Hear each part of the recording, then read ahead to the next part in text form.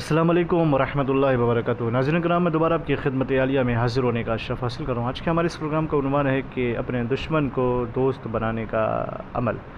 लेकिन इससे पहले कि इस तावीज़ मुबारक के बारे में आपकी खिदमत आलिया में कुछ बयान करूँ, आपसे गुजारिश करता हूँ कि वह नाज़रीन किराम जो पहली मरतबा हमारे चैनल को देखा है, मुझसे गुजारिश है कि हमारे चैनल को सब्सक्राइब करें, शेयर करें, बेल आइकन ज़रूर दबाएं ताकि हमारी हर आने वाली वीडियो आपकी खिदमत आलिया में पहुँचती रहे।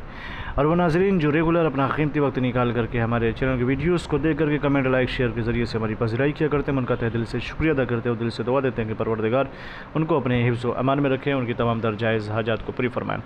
नाज़रीन मोहतरम, हमारा सेंटर रूहानी सेंटर है, कुरानी सेंटर है। हम टोन आजाद सिविल ब्लैक मैजिक और गंदी हरकतों से कोई भी अमल अंजाम नहीं देते हैं। और वो नाज़रीन जो अमल की दुनिया में कदम रखना चाहते हैं और आशनाई पैदा करना चाहते हैं, वह बराए मेहरबानी हमसे रब्ता कायम करें। इंशाअल्लाह हम भरपूर उनकी रहनुमाई फरमाएँगे। हमारे क्लासेस चलते हैं, वो हमारे क्लास को अटेंड कर सकते हैं। नाज़रीन किराम, हमारे जितने भी अमलियात हैं, फिर मैं आपकी खिदमत में अर्ज़ करता हूँ, सिर्फ़ और सिर्फ जायज़ मकासद के लिए होते हैं। इसका इस्तेमाल सिर्फ़ और सिर्फ जायज़ पर्पज़ के लिए कर सकते हैं।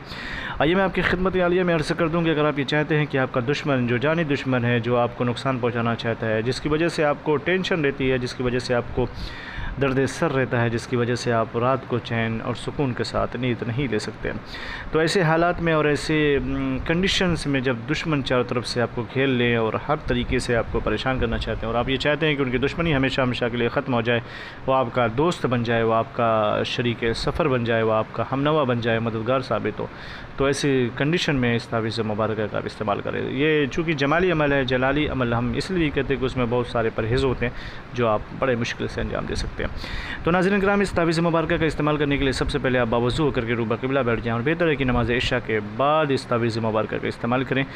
लेकिन इसके इस्तेमाल करने का कोई ख़ास वक्त, ख़ास दिन मुअय्यन नहीं है, लेकिन अफजल वक्त, बेहतर वक्त ये कि नमाज़ इशा के बाद इस तावीज़ मुबारक का इस्तेमाल किया जाए।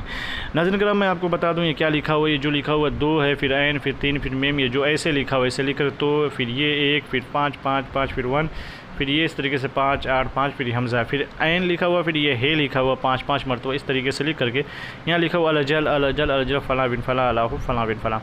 जो अपना दुश्मन जो है उसका नाम लिख करके, फिर अपना नाम लिख करके, अपनी वालदा का नाम दुश्मन के और दुश्मन की वालदा का नाम लिख करके इस तावीज़ मुबारक को अपने बाजू पे बांध लें और दुश्मन से मुलाकात करने के लिए जाएँ, उससे गुफ्तगू करने के लिए जाएँ। इंशाअल्लाह तबारक व तआला उसके दिल के अंदर जो सखावत क़ल्बी पैदा हो चुकी है, जो बेरहमी का मुज़ाहरा कर रहा है, जो आपका जानी दुश्मन है और जो आपको हर एतबार से परेशान करने के लिए सोच रहा है, इंशाअल्लाह वो आपको परेशान करना बंद कर देगा। ये बता दें, ये जो स्क्रीन पे आपको नज़र आ रहा है, ये सिरियानी ज़बान में एक अमल है।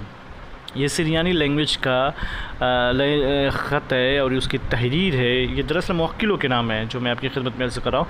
इसको आप इस तरीके से लिख करके इसको अपने बाजू पे बांध लें। इंशाअल्लाह तबारक व तआला अगर अल्लाह का करम रहा, मेहरबानी रही, नवाजिश रही उसकी, तो आप अपनी मंजिल में ज़रूर कामयाब हो जाएंगे। लेकिन नाज़रीन मोहतरम, जाने से पहले आपकी खिदमत में दोबारा अर्ज़ कर दूँ कि अगर आप चाहते हैं कि मैं इसकी इजाज़त दूँ, तो इजाज़त के लिए शर्त अव्वल ये है कि कमेंट में या अल्लाह या मोहम्मद लिख करके हमारे चैनल को सब्सक्राइब करें। हमारी तरफ से आपको इजाज़त हो जाएगी।